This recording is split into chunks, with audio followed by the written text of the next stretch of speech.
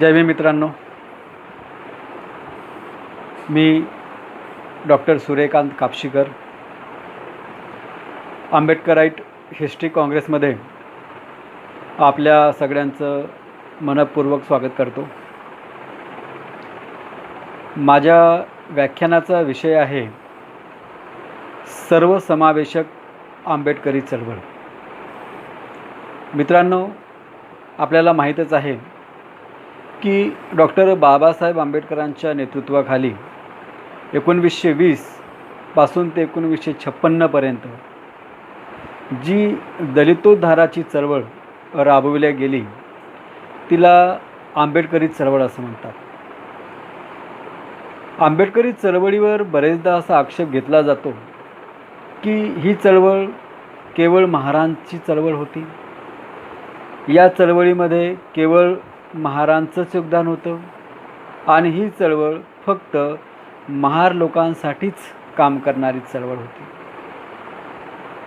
परंतु आंबेडकरी चळवळीचा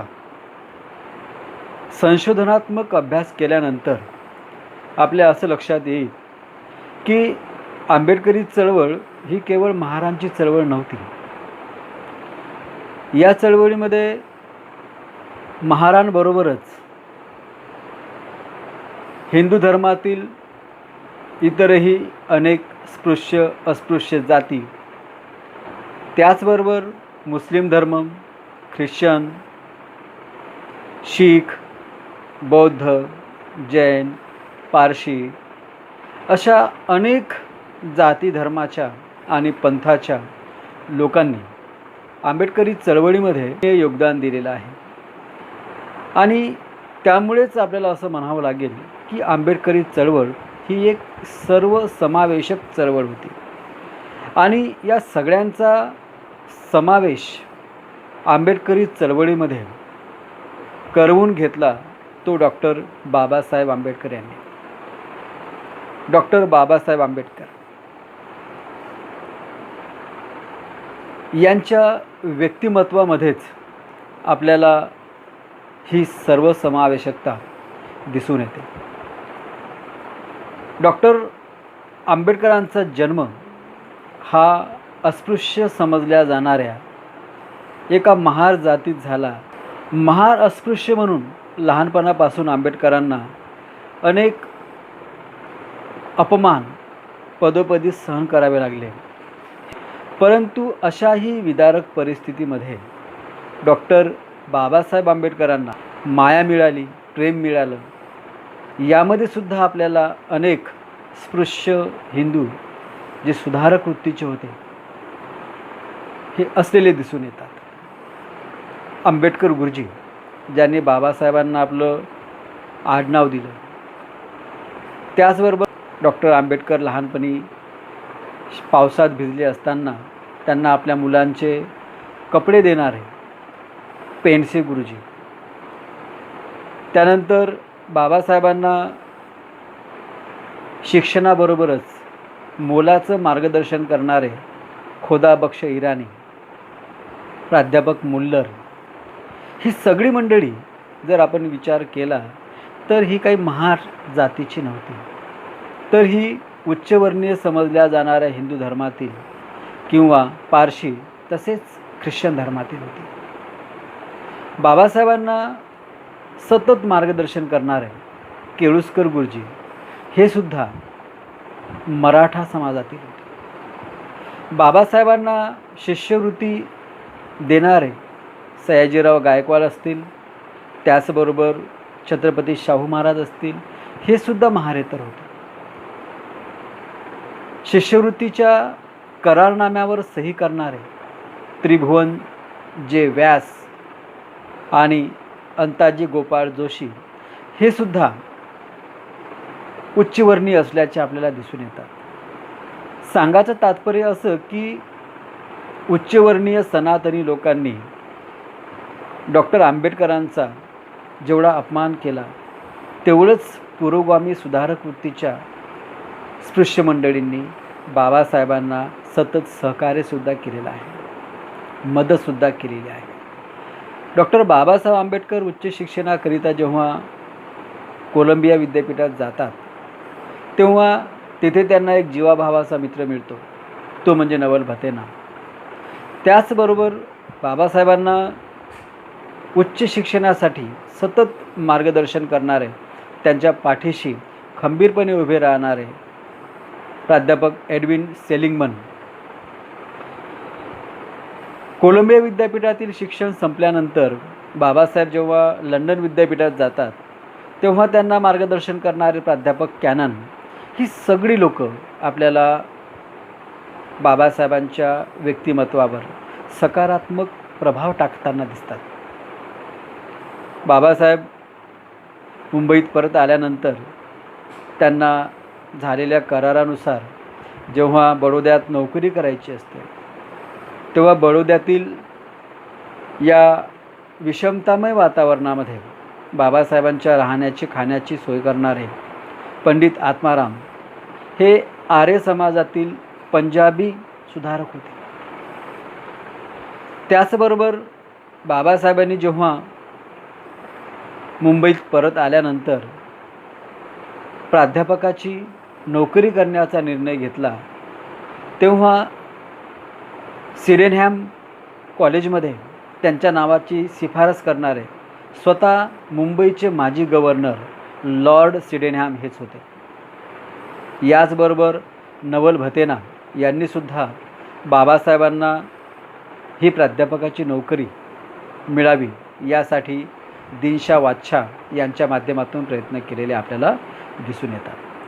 मित्रांनो, बाबासाहेब जेव्हा वकिली व्यवसायात उतरतात तेव्हा बाबासाहेबांना वकिलीची सनद घेण्यासाठी सुद्धा आर्थिक मदत करणारे नवल भतेना हे पारशी समाजातीलच होते. बाबासाहेबांना दामोदर हॉलमध्ये कार्यालय मिळवून देणारे नामजोशी हे एक पुरोगामी ब्राह्मण होते. यावरून आपल्याला असं लक्षात येईल की डॉक्टर बाबासाहेबांना ही सगळी मंडळी मदत करत होती. एकीकडे बाबासाहेबांच्या जीवनामध्ये पदोपदी अपमान होत असताना त्यांना सतत सहकार्य मार्गदर्शन करण्याचं काम करत होते आणि यामुळेच बाबासाहेबांच्या व्यक्तिमत्वावर एक सकारात्मक परिणाम घडून आलेला दिसून येतो आणि त्यातूनच डॉक्टर बाबासाहेब आंबेडकर आपल्या आंबेडकरी चळवळीमध्ये या सगळ्यांचं सहकार्य घेऊ शकले.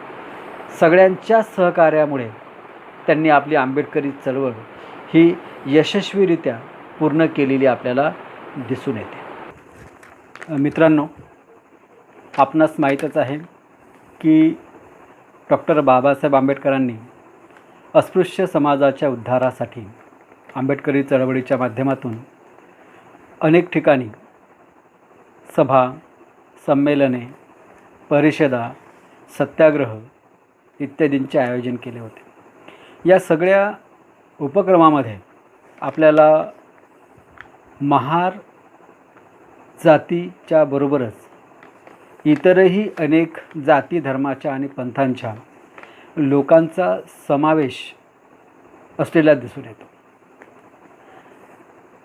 छत्रपती शाहू महाराज यांच्या पुढाकाराने आयोजित माणगाव परिषदेमध्ये अप्पासाहेब दादगोंडा पाटील त्याचबरोबर कासिम मास्तर यांची अतिशय महत्त्वाची भूमिका होती.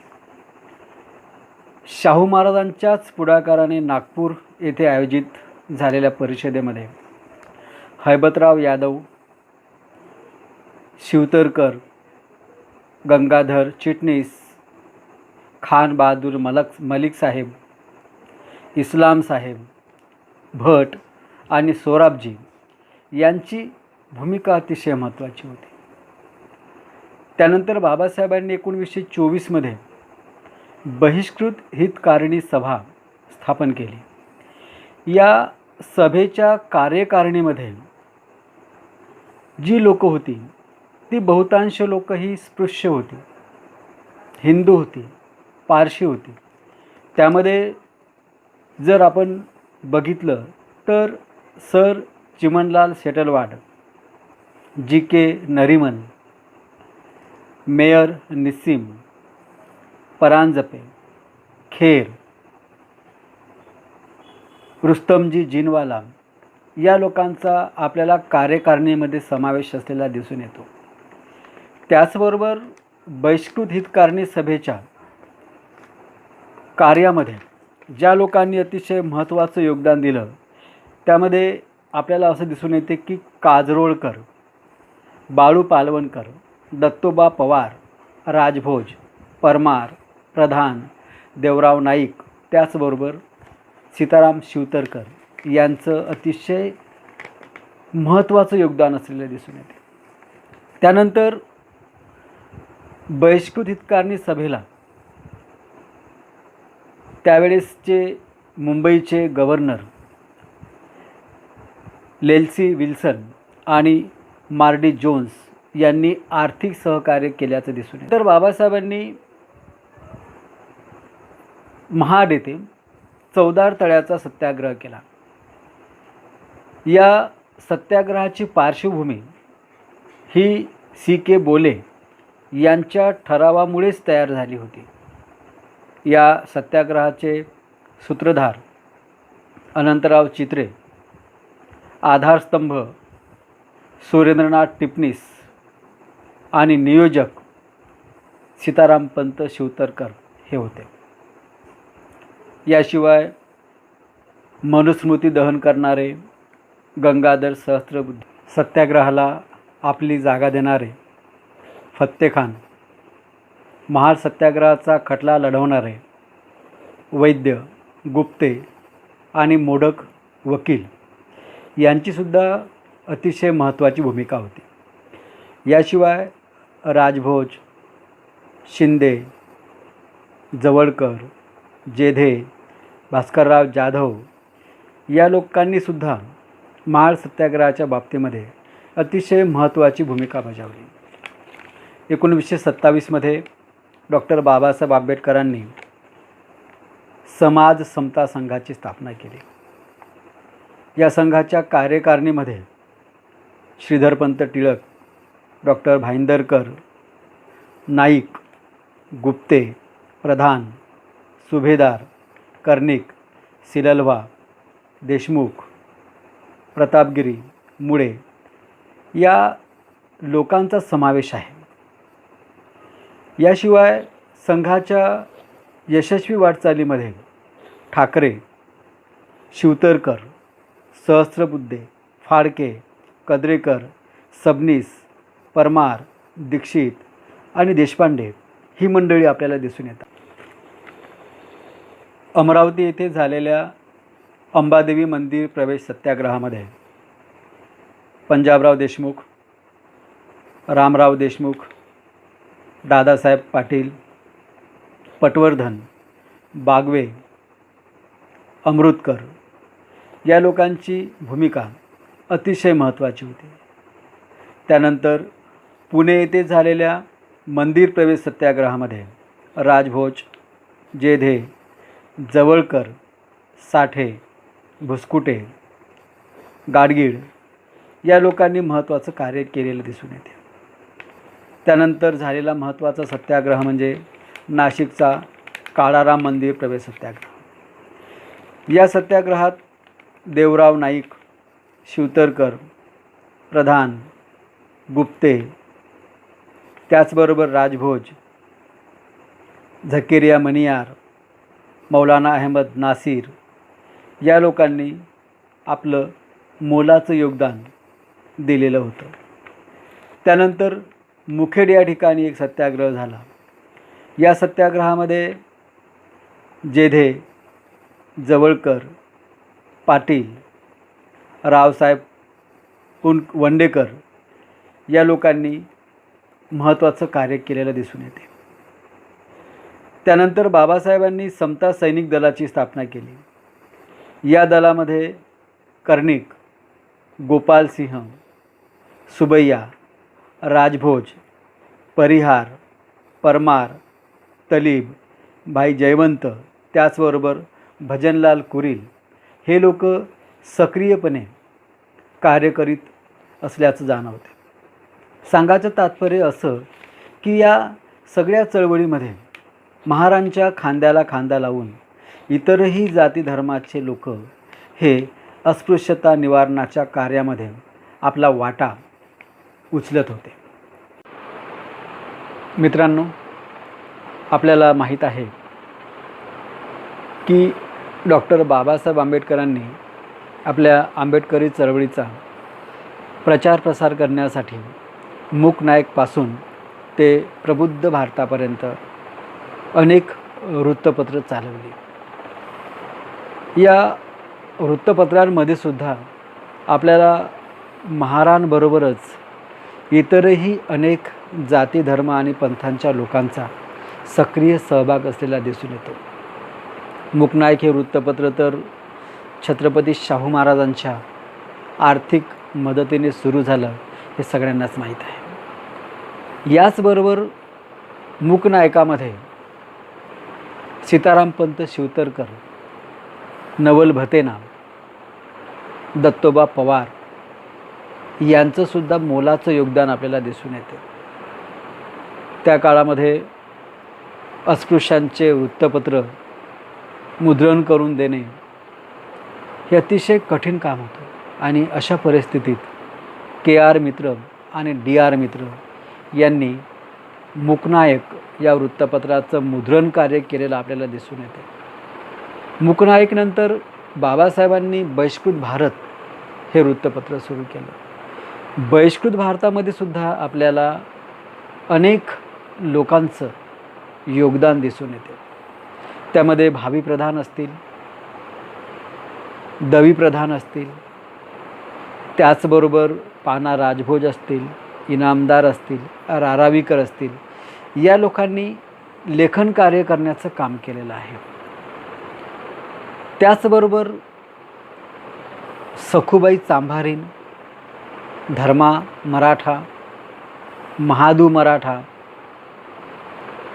अब्दुल्लाभाई सजनाबाई, सय्यद अहमद, MR मलबारी या लोकांनी बहिष्कृत भारत या वृत्तपत्राला आर्थिक सहकार्य सुद्धा देण्याचं काम केलेलं आपल्याला दिसून येते. बहिष्कृत भारताचं जेव्हा प्रसार कार्य करण्याची वेळ आली तेव्हा आपल्याला असं लक्षात येते की रावसाहेब सरसुभे, गोवंडे, रघुनाथ सोनार, त्यानंतर प्रधान कद्रेकर किंवा नरहरी खांडके या लोकांनी अनेक सभांमधून बहिष्कृत भारत या वृत्तपत्रासाठी प्रचार आणि प्रसाराची महत्त्वाची भूमिका बजावली होती.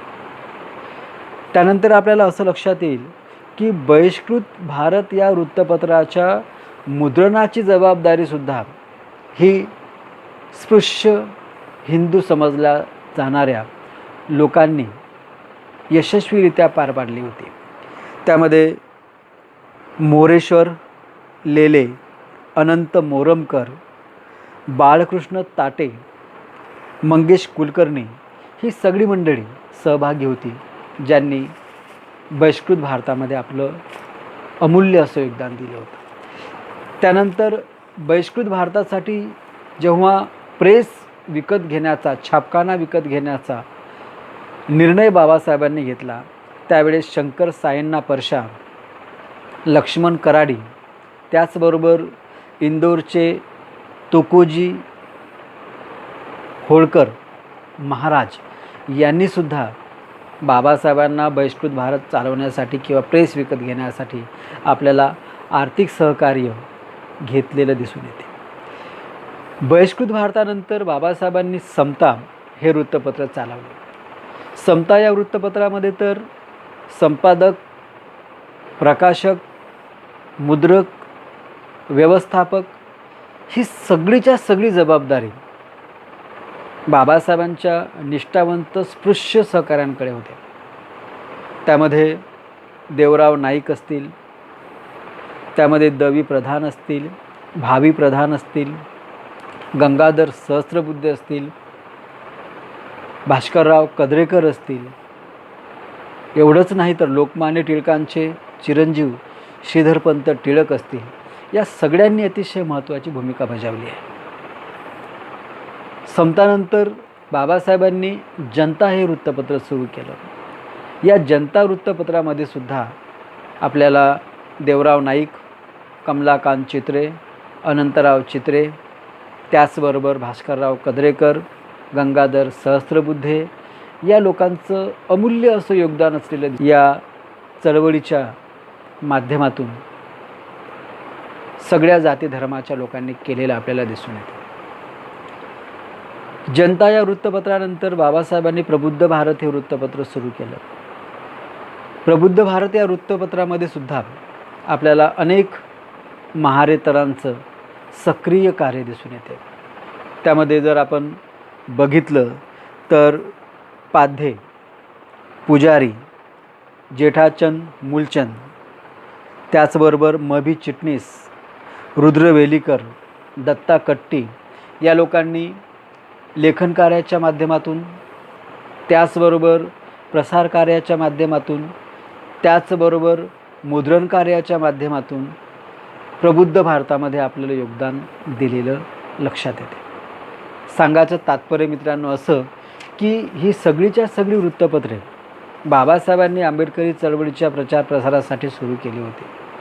परंतु असं म्हणणं हे योग्य होणार नाही की या चळवळीमध्ये, या वृत्तपत्रांमध्ये केवळ आणि केवळ महारांनीच असली, तरी या चळवळीमध्ये कार्य करणारे लोक हे महारांबरोबरच इतरही अनेक जाती धर्माचे पंथाचे होते.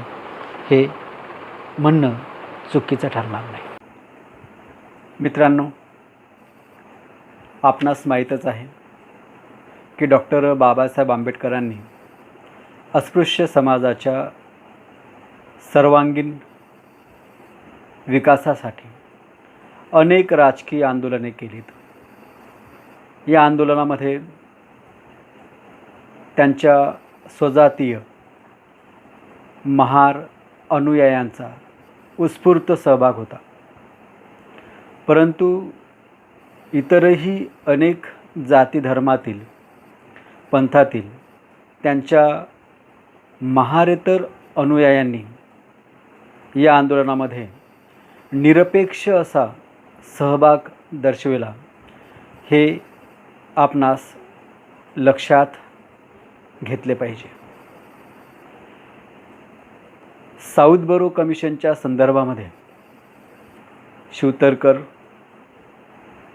द्रविड आणि दत्तोबा पवार यांची महत्त्वाची भूमिका होती. स्टार्ट कमिटीच्या संदर्भामध्ये डॉक्टर पुरुषोत्तम सोळंकी, चित्रे आणि जाधव यांची महत्त्वाची भूमिका होती.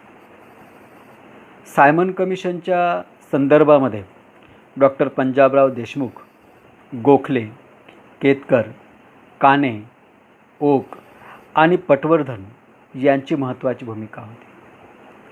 त्यानंतर पहिल्या गोलमेज परिषदेच्या वेळेस राव बहादूर श्रीनिवासन, फॅनी फेझिरॉल्ड, देवराव नाईक, शिवतरकर, कद्रेकर, सोळंकी, केळुसकर, सहस्त्रबुद्धे आणि एन शिवराज यांचे सहकार्य बाबासाहेबांना लाभले होते.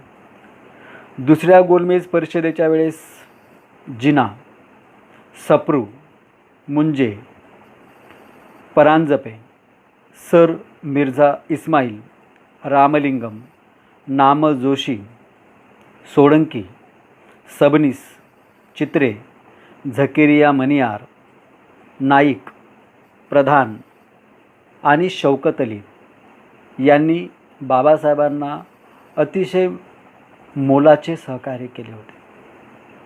त्यानंतर तिसऱ्या गोलमेज परिषदेच्या वेळी जिनाभाई राठोड, कावसजी जहांगीर, जयकर, केळकर, सप्रू, जोशी आणि शिवतरकर यांनी बाबासाहेबांना मोलाची मदत केली होती. इतिहास प्रसिद्ध अशा पुणे कराराच्या वेळेस सुद्धा एन शिवराज, नाईक, प्रधान, कवडी, सोळंकी, श्रीनिवासन शिवतरकर, चित्रे आणि सहस्त्रबुद्धे ही सगळी मंडळी बाबासाहेबांच्या बाजूने अतिशय खंबीरपणे उपस्थित होती. 1932मध्ये डॉक्टर बाबासाहेब आंबेडकरांनी the all India depressed classes federation हा पक्ष स्थापन केला. या पक्षामध्ये मुनिस्वामी पिल्ले, बिश्वास, राम सहाय, मलिक, दास, धुसिया, कॅनन, श्रीनिवासन, एन शिवराज, स्वामी सहजानंद, सरकार, स्वामी अच्युतानंद, बाबू हंसराज, पंडित हरिराम, क्रिस्टो जॉन सोळंकी आणि जोगेंद्रचंद्र नाथ यांचा सक्रिय सहभाग होता. 1937मध्ये बाबासाहेबांनी स्वतंत्र मजूर पक्ष स्थापन केला. या पक्षामध्ये शामराव परुळेकर, समर्थ, प्रधान, चित्रे, रणदिवे, जोशी, तटनीस, नाईक, टिपणीस, परमार, फुले, पंजाबराव देशमुख, गडकरी, जहांगीर बोमन, जोशी आणि लाला जय नारायण यांचा सक्रिय सहभाग होता. 1942मध्ये बाबासाहेबांनी शेड्यूल कास्ट फेडरेशन हा पक्ष स्थापन केला. या पक्षामध्ये सुद्धा एन शिवराज, राजभोज, मांगीलाल, मंडल, तलीब, गोपालसिंह, बर्मन, सुबैया, पेरियार स्वामी, वंडपल्ली, चित्रे, दोंदे, परमार, बोनोडिया आणि लाला जगनारायण यांचा सक्रिय सहभाग होता. त्यानंतर घटना समितीच्या निवडप्रसंगी बाबासाहेबांना डॉक्टर पंजाबराव देशमुख, सका पाटील, जेधे, जयकर, चित्रे, टिपणीस, खेर आणि काजरोळकर यांनी सहकार्य केल्याचं दिसून येते. त्यानंतर हिंदू कोड बिलाच्या वेळेस राव बहादूर बोले, गाडगीळ, टोपे, कुंझरू आणि गजेंद्र गडकर यांनी बाबासाहेबांचं समर्थन केल्याचं लक्षात येते. मित्रांनो, या सगळ्यांच्या सहभागामुळे डॉक्टर बाबासाहेब आंबेडकर हे राजकीय क्षेत्रामध्ये अस्पृश्यांच्या प्रश्नांना वाचा फोडू शकले असं म्हटल्यास वावगं ठरणार नाही. मित्रांनो, अस्पृश्य समाजाला शिक्षणाशिवाय पर्याय नाही हे डॉक्टर बाबासाहेब आंबेडकरांना चांगलं ठाऊक होतं आणि म्हणून अस्पृश्य समाजाच्या शैक्षणिक विकासासाठी डॉक्टर बाबासाहेब आंबेडकरांनी अनेक शाळा, महाविद्यालयं, वसतिगृह आणि शिक्षण संस्थांची निर्मिती केली. या त्यांच्या सगळ्या शैक्षणिक उपक्रमामध्ये त्यांनी आपल्या सर्व जाती धर्मातील आणि पंथातील अनुयायांचा समावेश केला. बहिष्कृत हितकारणी सभेच्या शैक्षणिक कार्यामध्ये आपल्याला असं दिसून येईल की शिवतरकर, शंकर सायण्णा परशा आणि मुळे यांचा अतिशय मोलाचा वाटा होता. 1928मध्ये डॉक्टर बाबासाहेब आंबेडकरांनी अखिल भारतीय बहिष्कृत समाज शिक्षण प्रसारक मंडळाची स्थापना केली. या मंडळातर्फे चालवण्यात येणाऱ्या विद्यार्थी आश्रमांना आर्थिक सहकार्य मिळवून देण्यासाठी शिवतरकर, देवराव नाईक, सी के बोले, सोळंकी, प्रधान, टिपणीस, मिंढे पाटील, चित्रे आणि सहस्त्रबुद्धे यांचा पुढाकार होता. एवढंच नाही तर सत्यशोधक समाजाचे रघुनाथराव बनकर यांनी पनवेल येथील वसतिगृहात राहणाऱ्या अस्पृश्य विद्यार्थ्यांसाठी एक दुधाची गायसुद्धा भेट दिली होती.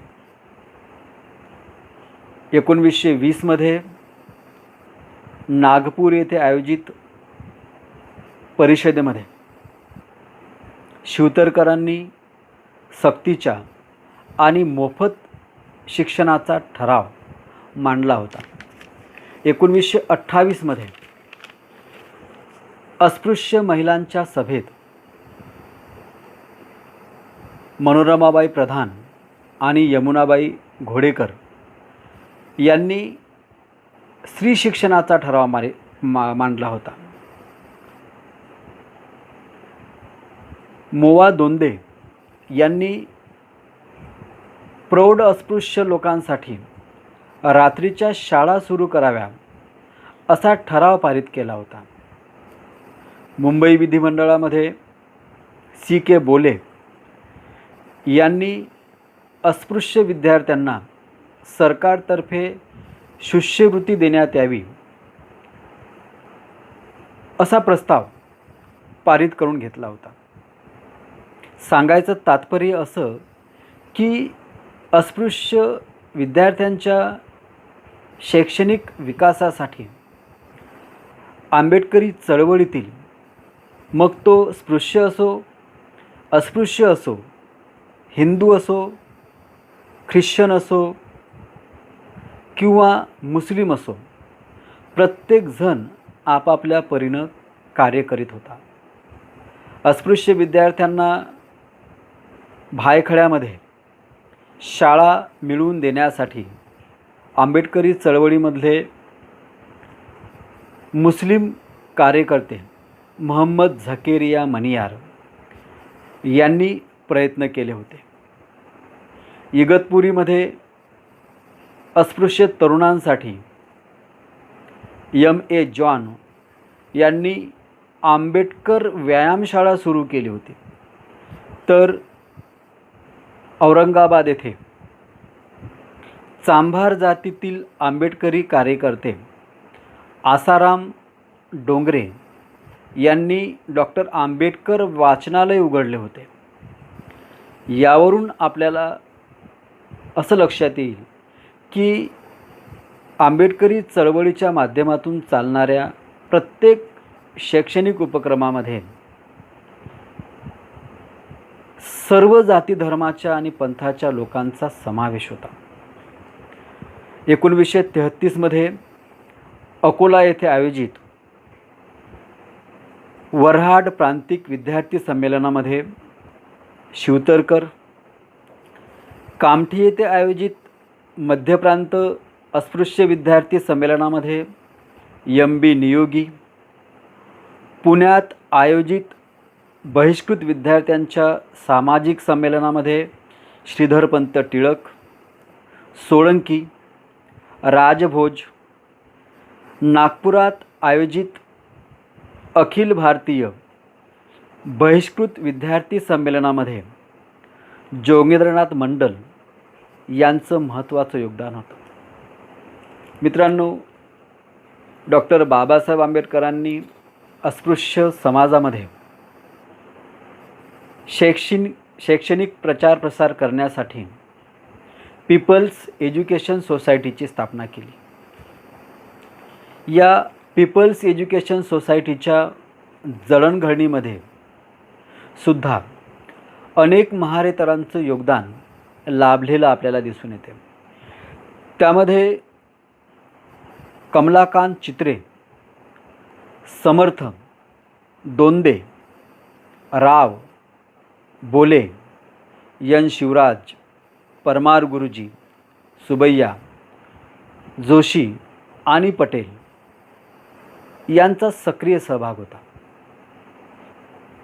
बाबासाहेबांनी मुंबई येथे स्थापन केलेल्या सिद्धार्थ महाविद्यालयाच्या उभारणीमध्ये चित्रे, चिटणीस, रेगे, मंडल, गजेंद्र गडकर, पाटणकर, काणेकर, कर्णिक, गाडगीळ, राव, गद्रे, राधाकुमुद मुखर्जी आणि फेलिक्स वायली या मंडळींचा सहभाग होता.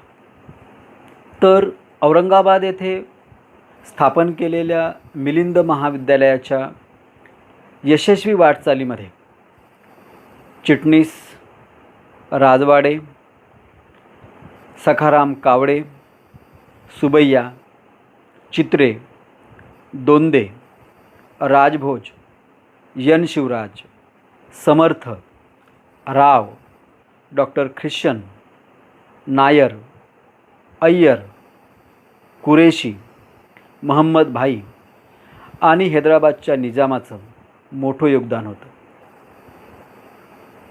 मित्रांनो, सांगायचं तात्पर्य असं की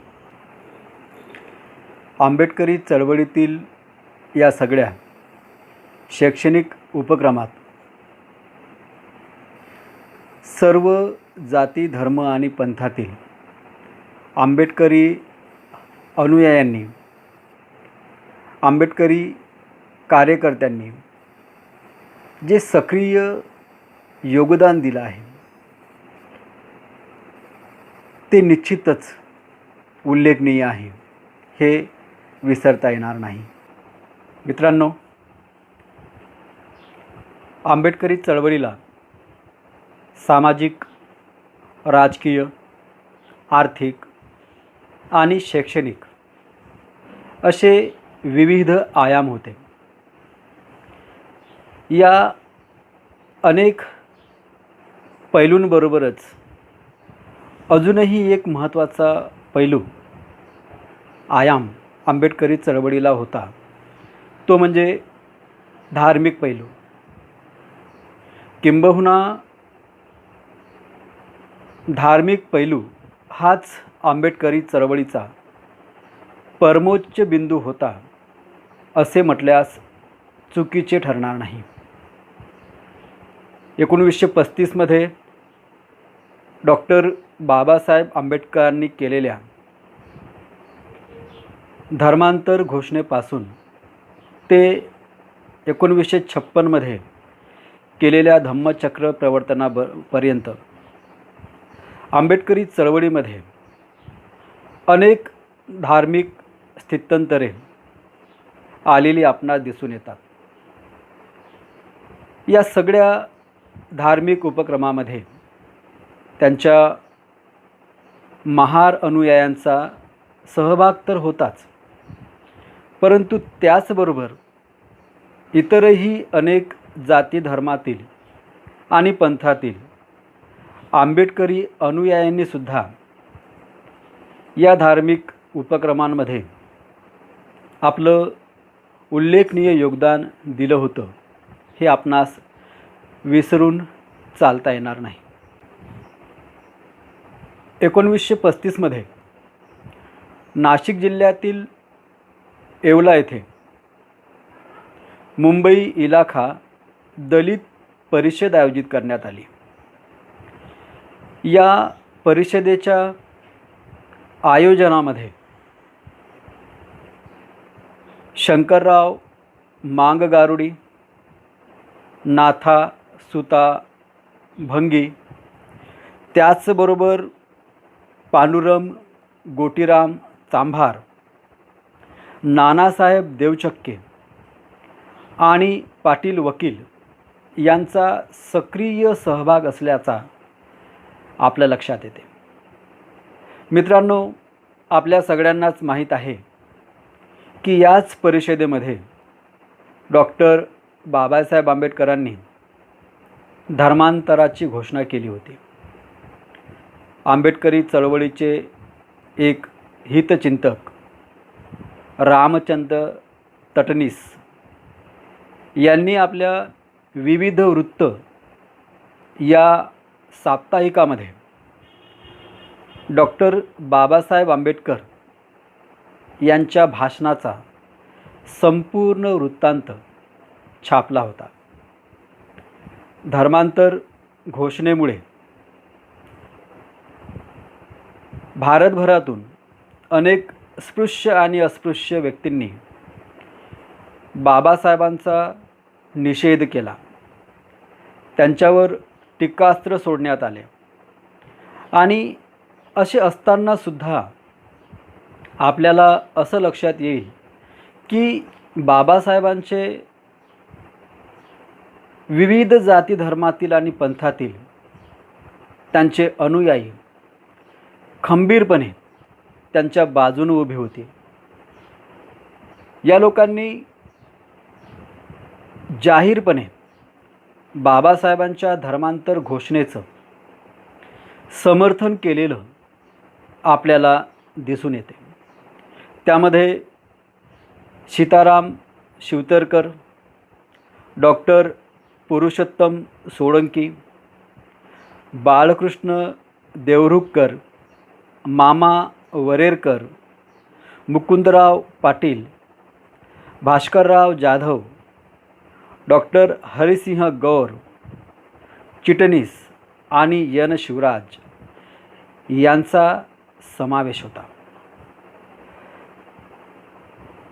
बाबासाहेबांनी आपल्या दलित अस्पृश्य अनुयायांसह आपलाच धर्म स्वीकारावा यासाठी विविध धर्मातील लोकांनी बाबासाहेबांना आवाहन केलेलं होतं. त्यामध्ये मुस्लिम धर्म, ख्रिश्चन धर्म, शीख धर्म हे महत्त्वाचे धर्म होते. परंतु त्याचबरोबर बौद्ध धर्मातील लोकांनीसुद्धा बाबासाहेबांना बौद्ध धर्माची दीक्षा घ्यावी यासाठी प्रयत्न सुरू केले होते. बनारस येथील महाबोधी सोसायटीच्या सचिवांनी बाबासाहेबांना तार पाठवून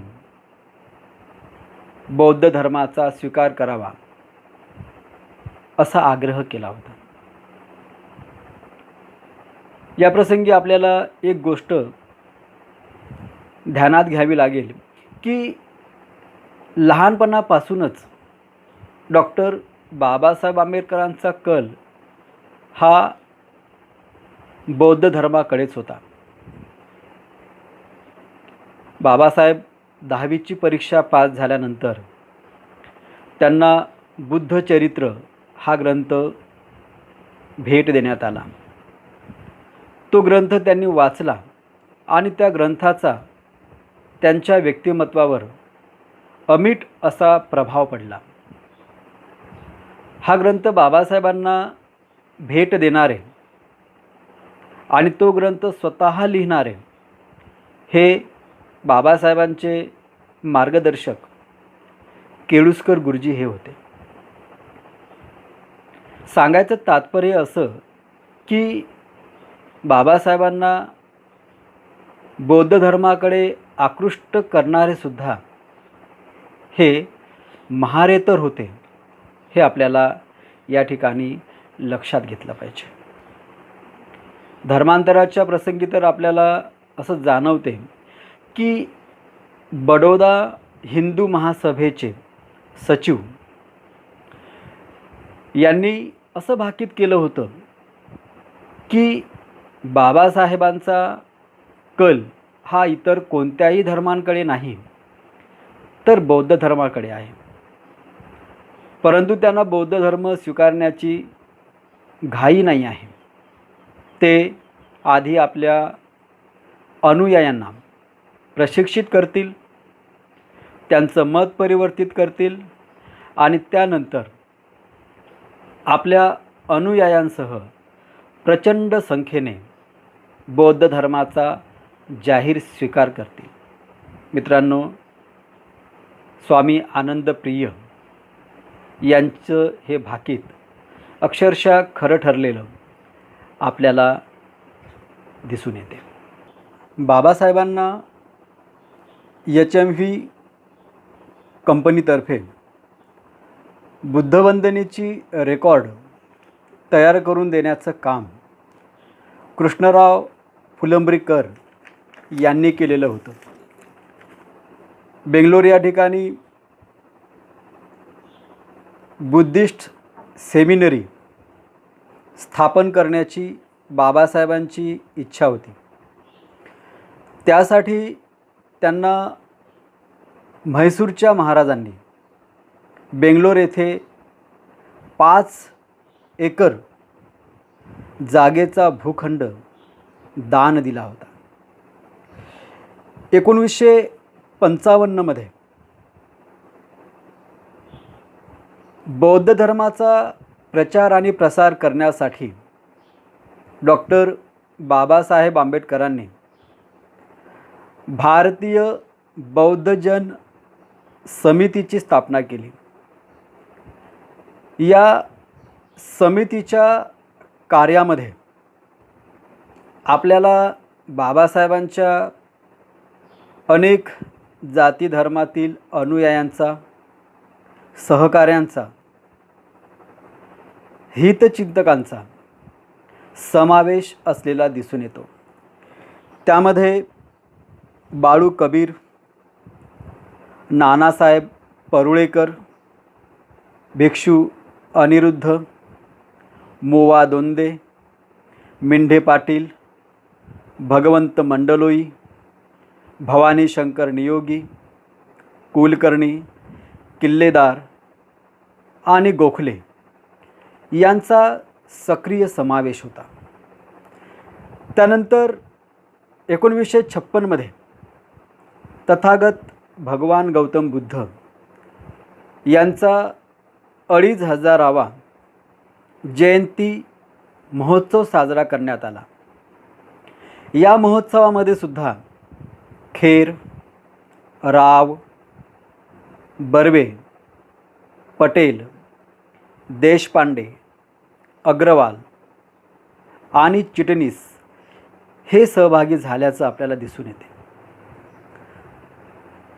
बौद्ध धर्माचा प्रचार प्रसार करण्यासाठी आपल्या आंबेडकरी अनुयायांना गौतम बुद्धांच्या इतिहासाची आणि तत्त्वज्ञानाची शिकवण होण्यासाठी डॉक्टर बाबासाहेब आंबेडकर यांनी भगवान बुद्ध आणि त्यांचा धम्म हा ग्रंथ लिहिला. हे आपला सगळ्यांनाच माहीत आहे. या ग्रंथाच्या लेखन आणि प्रकाशन कार्यामध्ये आपल्याला अनेक लोक सहभागी झालेले दिसून येतात. त्यामध्ये चिटणीस असतील, रेगे असतील, नानकचंद रत्तू असतील, तसेच प्रकाशचंद असतील, यांची भूमिका अत्यंत महत्त्वाची होती. हा ग्रंथ प्रकाशित करण्यासाठी बाबासाहेबांना मुंबईतील सर दोराबजी टाटा विश्वस्त मंडळाने 3000 रुपयांची आर्थिक मदत केली होती. हे आपल्याला विसरून चालता येणार नाही. बाबासाहेबांनी 14 ऑक्टोबर 1956 मध्ये नागपूर या ठिकाणी बौद्ध धर्माची दीक्षा घेण्याचा निर्णय घेतला. या धम्मदीक्षा समारंभाची संपूर्ण जबाबदारी जरी वामनराव गोडबोले या बाबासाहेबांच्या महार अनुयायाकडे असली तरीसुद्धा अनेक जाती धर्मातील पंथातील लोकांचं योगदान या धम्मदीक्षा समारंभाच्या आयोजनामध्ये लाभलं होतं. धम्मदीक्षा समारंभासाठी लागणारी जागा ही भगवंतराव मंडलोई यांच्या पुढाकाराने मिळाली होती. बाबासाहेबांच्या राहण्याची व्यवस्था ही श्यामजी खेता यांच्या श्याम हॉटेलमध्ये करण्यात आली होती. त्यानंतर समारंभासाठी जो खास बुलेट प्रूफ डायस बनवण्यात आला होता तो नागपुरातील प्रसिद्ध सुतार सोहन सिंग यांनी बनवून दिला होता.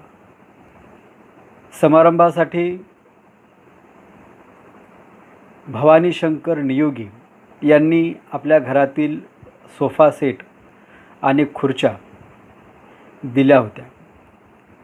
एवढंच नाही तर या समारंभाच्या चित्रीकरणाची आणि ध्वनिमुद्रणाची जबाबदारी केसकर यांनी घेतली होती. भारतातील कानाकोपऱ्यातून आलेल्या आंबेडकरी अनुयायांच्या निवासाची व्यवस्था नागपूर सुधार प्रन्यासच्या माध्यमातून घाणेकर यांनी केली होती. त्याचबरोबर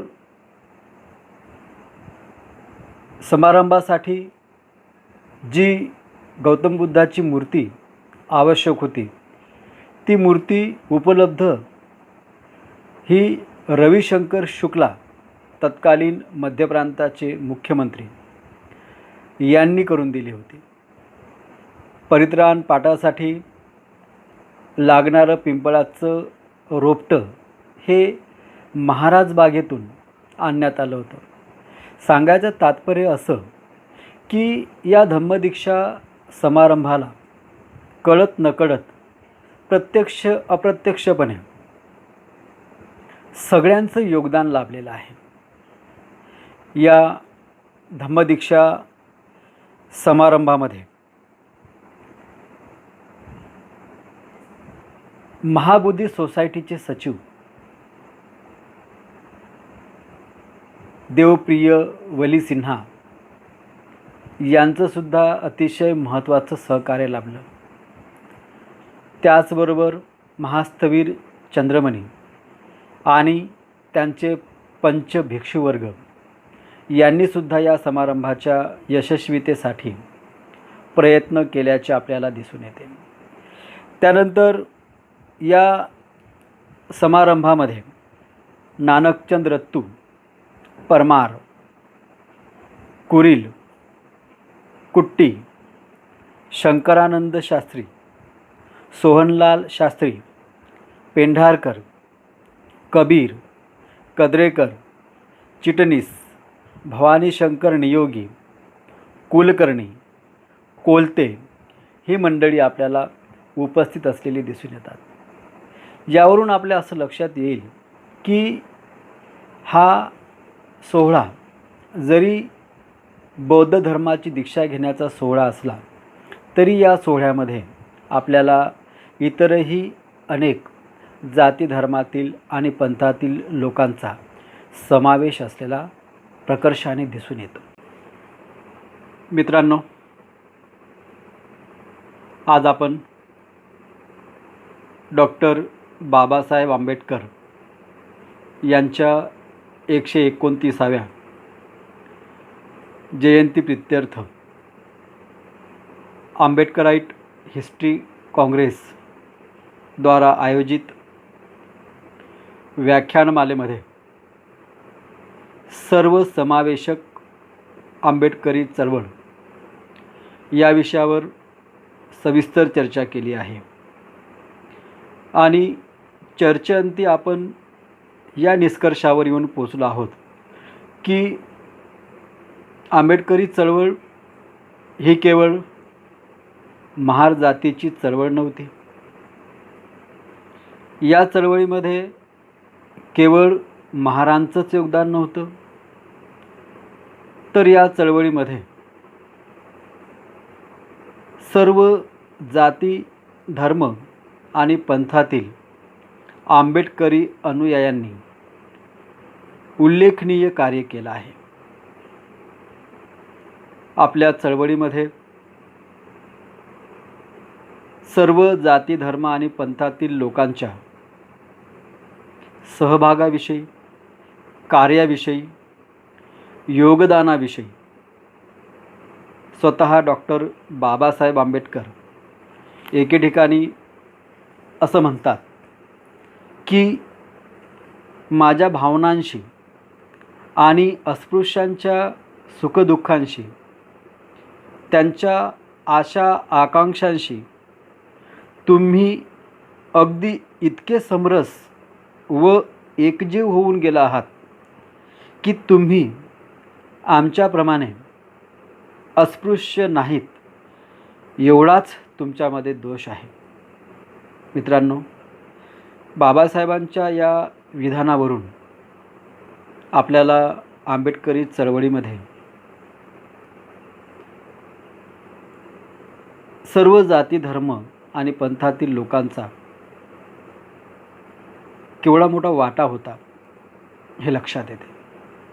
मित्रांनो, या व्याख्यानाचा समारोप करीत असताना एक बाब नमूद करावीशी वाटते की तत्कालीन परिस्थितीमध्ये भारतातील एक खूप मोठा समुदाय हा अस्पृश्य समाजाचा विरोधक होता. अस्पृश्यांमध्ये होणाऱ्या सुधारणा त्यांना मान्य नव्हत्या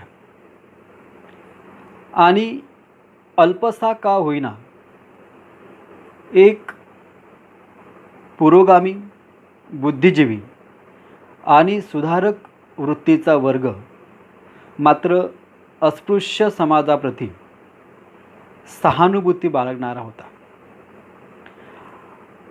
आणि म्हणूनच कट्टर विरोधक असणाऱ्या प्रतिगाम्यांशी सामना करण्यासाठी आंबेडकरी चळवळीचं बळ वाढवणं डॉक्टर बाबासाहेब आंबेडकरांना आवश्यक होतं. आणि त्यामुळेच त्यांनी आपल्या चळवळीमध्ये पुरोगामी आणि सुधारक वृत्तीच्या लोकांचा समावेश करून घेतला. मित्रांनो, आजची परिस्थितीसुद्धा काही वेगळी नाही. आजसुद्धा